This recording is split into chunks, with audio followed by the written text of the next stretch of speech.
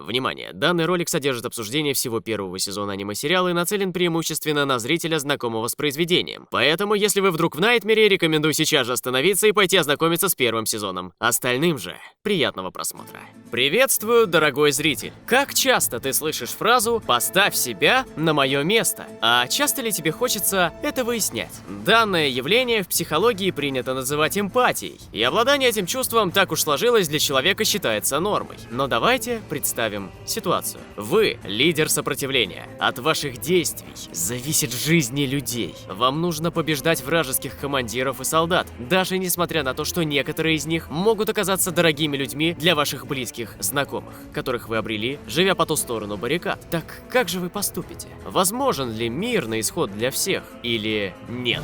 Приветствую вас на канале Шарона Нелибрия. И сегодня я представляю вашему вниманию противостояние идеологий в аниме Код Гиас. Война. Одного этого слова порой слишком мало, чтобы описать все ужасы, с которыми может столкнуться человек. Аниме-сериал Код Гиас рисует общую картину всего этого ужаса войны. Это поистине картина, в которой трудно выделить злодеев и героев, ведь зритель видит людей Британии, японцев и всех оказавшихся между двух огней. Повседневная жизнь старшеклассников Британии, среди которых оказывается и наш главный герой Лелуш, периодически сменяется хаосом военных событий, в ходе которых проливается кровь.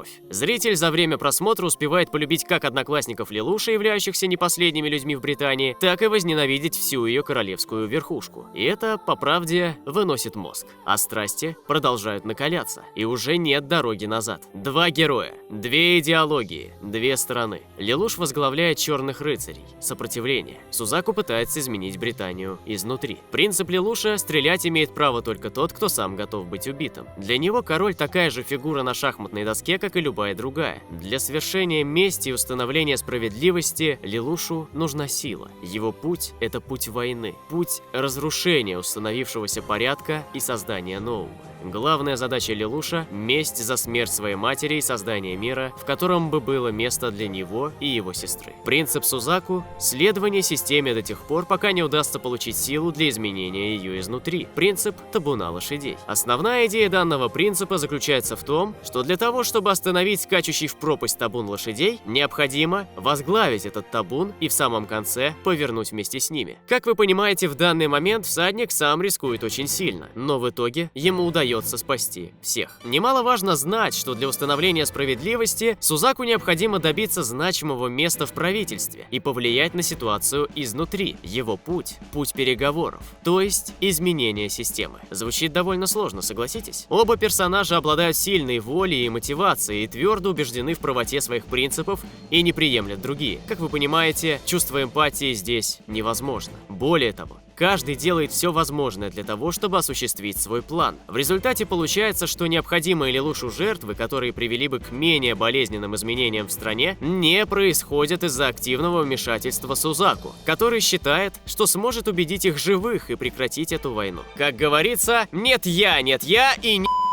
А людей погибает все больше. Это нежелание уступать вызвано конфликтом идеологий, совершенно разных. Уничтожение системы и изменение системы. Две противодействующие силы. И это логично, ведь людям, которые убеждены в чем-то, невозможно понять убеждения других. Многие ненавидели и ненавидят Сузаку за то, что тот не может пойти на несколько жертв во имя завершения этой масштабной войны с Британией. Но многие за его подход его и любят. Тем не менее, узнавая его темное прошлое, зритель только сильнее убеждается в том, что Сузаку довольно сильно лицемерит. И узнавая его темное прошлое, зритель только сильнее убеждается в том, что Сузаку не так прост, как кажется. Давайте попробуем найти оправдание убийству своего отца Сузаку. Знаю, это довольно сложно. Но давайте хотя бы попытаемся. Отец Сузаку – бывший премьер-министр в японском правительстве. По характеру мужик жесткий. Решил до конца сопротивляться в войне против Британии. Однако Сузаку напугало вероятное число жертв, отданных этой войне, и он принимает решение убить отца, чтобы не было сильного противодействия со стороны японцев, и, соответственно, пролилось меньше крови. Все оправдание здесь сводится к ситуации «я убиваю тебя, чтобы избежать большего числа жертв». А это уже логика немного другого персонажа, не находите? Именно поэтому Сузаку лицемер, а Лелуш нет. Тем не менее, история Сузаку и Лелуша довольно сложная и противоречивая. Тоже, по идее, должна заключаться в том, чтобы он не боялся идти по кровавому пути, следовать ему до конца и никому не делать поблажек за его привилегию и связи, даже если этот персонаж как-то связан с самим Лелушем. В противном случае он ничем не лучше своего отца, правителя Британии. Лелушу приходится пройти через тяжелое испытание, когда выясняется, что симпатичная ему девушка Ширли раскрывает его личность. Как бы сильно она его не любила, а любит она его очень сильно, Лелуш не может этого допустить и, несмотря на всю боль, отбрасывает эти переживания и подвергает ее забвению, заставляя забыть себя и смерть отца, которого он сам и убивает во время операции на горе. Одна из тяжелейших сцен всего первого сезона, когда Ширли, потерявшая отца, ищет поддержки у того, кто его и убил. И когда Лелуш разрывает эту связь, становится немного больно в области груди. А теперь вот вам взгляд с другой стороны. Лелуш не вмешивается и не предпринимает действий. Сузаку пытается как-то повлиять на ситуацию изнутри. Как у него это должно получиться? В случае отсутствия агрессии со стороны сопротивления отпадает необходимость их уничтожать, и рано или поздно Сузаку бы добился своей цели. Однако все это весьма ненадежно, и сразу возникает несколько вопросов. Каким образом Сузаку смог бы продвигаться по службе без отличий на этой самой службе, когда в нем не было бы необходимости? Лелуш создает эти самые ситуации. Ну и, конечно, другой вопрос, как бы он собирался договариваться с правительством. А можно не воевать и не убивать 11-х? Пожалуйста! Нет. Но почему? Какой-то не очень хороший план, Сузаку. Теперь придется убивать, потому что их невозможно переубедить, как ты поступил со своим отцом? А из-за того, каким мерзким показан правитель, ты почему-то на 100% уверен, что говорить с ним бесполезно. Поэтому большинству зрителей понятна оказывается идеология Лелуша, ведь это война. Не заморав руки в крови, мир не изменишь. Естественно, все это страшно, ужасно и максимально отвратительно. Но вещи, произошедшие с Лелушем в детстве и продолжавшие происходить долгое время, не менее отвратительны. Это самозащита, защита своих близких. Поэтому за Лелушем так интересно наблюдать, а Сузаку иногда бесит. Ведь если ничего не делать, ничего не мешает тому, кто тебя обижает, добить тебя окончательно. Про различия поговорили. А есть ли в этих идеологиях сходство? На самом деле, взглянув на всю ситуацию со стороны, можно сказать, что сходится почти все, кроме единственного момента. Ни Лелуш, ни Сузаку не хотят лишних жертв, оба хотят справедливости и мира, оба ненавидят правительство. Но вот есть метод.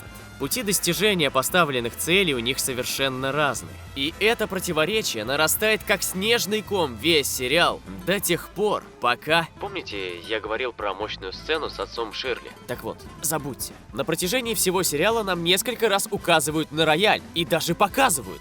Я стал таким же, как Мао. Я не могу контролировать свой гес. То есть вроде бы зритель морально готовится к тому, что гес Лелуш эволюционирует и случится тотальный трындец. Но чтобы это случилось в самый неподходящий момент, когда Лелуш только-только раскрылся с другой стороны... Юфимия! Неожиданное пробуждение Геаса буквально склоняет Лелуша к жесткой и бессердечной политике. Уже нельзя сказать, что он стал таким. Да и вообще оказывается, что он таким не был. О, Юфимия — это отдельный абзац. Все-таки этот персонаж заслуживает этого. Столько добра и толерантности нет ни в одном персонаже сериала. В какой-то степени Юфимия выглядит даже мечтающей девочкой. Однако эта мечтающая девочка смогла добиться того, что сам Лелуш признал поражение и был готов с ней сотрудничать. Начал ей рассказывать про Гес. Я на самом деле приказываю человеку сделать что-то, то он не может противиться. Например, если бы я сказал тебе «убей всех японцев», твое мнение не имело бы значения. Ну неужели ты не мог привести в пример что-то другое? Например, если бы я приказал тебе облизать мои ботинки, твое мнение не имело бы значения. Поэтому эта сцена с Юфимией, которая всем своим естеством за признание и равное существование с японцами, но при этом под влиянием Геаса все с той же милой улыбочкой говорит: «Все вы, кто называет себя японцами, у меня к вам просьба. Не могли бы вы все, пожалуйста, умереть?» Вызывает такой ужас. В этот момент она начала внутренне умирать, ведь вся ее суть столкнулась с противоречивым приказом, нарушить который невозможно. Она не могла смириться с таким приказом. Он был против всего ее естества. И дальше, как говорит Спенни, слазь душа в рай через пятки, слом происходит и у Лелуша, и у Сузаку. Оба героя теряют близкого им человека. Оба из-за этого едут кукухой. Сузаку одержим местью, и ему уже просто плевать на правила и бои. Лелушу данная ситуация оказывается на руку, как бы отвратительно это ни звучало. С моральной точки зрения, это отвратительнейший поступок, просто бесчеловечный. Со стратегической — гениальный ход. И Лелуш буквально вынужден принять данный ход событий и уже дальше гнуть эту линию. Ладно. В таком случае нам остается только использовать Юфимию по максимуму. Это то немногое, что мы можем сделать. Более целостно выстраивается образ Сузаку к концу сериала. В прошлом он убил своего отца, потому что тот был готов защищать Японию до конца. С тех самых пор он чувствовал свою вину за это и искал смерти на поле боя. Вот же суицидник хренов! Осуждаю. И как же интересно все обернулось, когда Лелуш дал ему приказ жить. Живи! И против этого приказа Сузаку не может пойти. То есть отдать свою жизнь на поле боя он не сможет. Только если смерть ему принесут обстоятельства, от него не зависящие. И несмотря на методы Сузаку, которые для многих прозвучат как Ты тупой, я не знаю. Так вот, несмотря на все эти методы, они находят отклик у той же Юфимии, и все идет к тому, что японцы снова смогут жить нормальной жизнью. Но нет. Юфимия! У Лелуша можно четко проследить две разновидности приказов. Крайне важна формулировка. От нее зависит, будет ли приказ исполнен единожды, или станет целью всей твоей жизни, и ты будешь под Гесом постоянно. Отдай мне свой Найтмер.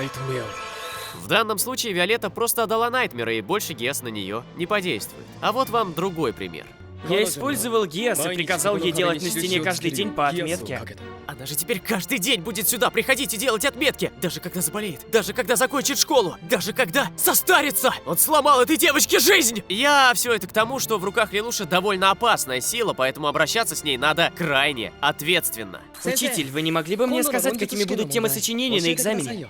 Да хватит! После произошедшего на стадионе не остается ни одного японца, который был бы положительно настроен к Британии. Если до этого момента и были какие-то сомнения, то теперь, когда Юфимия собрала всех, чтобы отпраздновать создание автономного округа, а затем устроила резню, убив там всех японцев, которые доверились, остались только те, кто был и раньше агрессивно настроен. Армия Лелуши начинает расти тысячекратно, народ присоединяется к восстанию и близится развязка этой войны. Но тут... В сюжет вводят нового персонажа, который призван спутать все карты. Он похищает Нанали и сообщает об этом Лелушу. Для него Нанали — все. Лелуша даже утрата Юфимии сильно подкосила. Поэтому ради спасения Нанали он бросает командование и бросается ее спасать. Сузаку знает об этом и отправляется туда же. И здесь они, наконец, пересекаются вновь. Уже в измененном состоянии. Сузаку одержим местью, Лелуш одержим спасением Нанали. Уступать никто не желает. Они направляют друг на друга пистолеты. Да, именно так заканчивается первый сезон, и как не броситься после этого смотреть второй, не спрашивайте. В народе поговаривают, что он вышел даже лучше первого. Нас снова будет ждать много неожиданных поворотов и событий, но второй сезон — это второй сезон. Разбираться в его сюжете это уже на отдельную часть тянет. А для того, чтобы подобный ролик вышел в свет, мне нужна ваша поддержка и заинтересованность. Данный ролик подготавливался на протяжении месяца, поэтому если он зайдет маленькой аудитории, то и смысла продолжать как-то мало. Однако, если первая часть соберет хотя бы 3000 лайков, я обязательно займусь продолжением. Спасибо всем за просмотр. Надеюсь, вам было интересно послушать мое мнение и анализ первого сезона аниме Код Гиас. Пишите свои эмоции и мнения в комментарии. А также напишите, кто ваш любимый персонаж из Код Гиас и почему. Всем хороших аниме-сериалов, всем пока.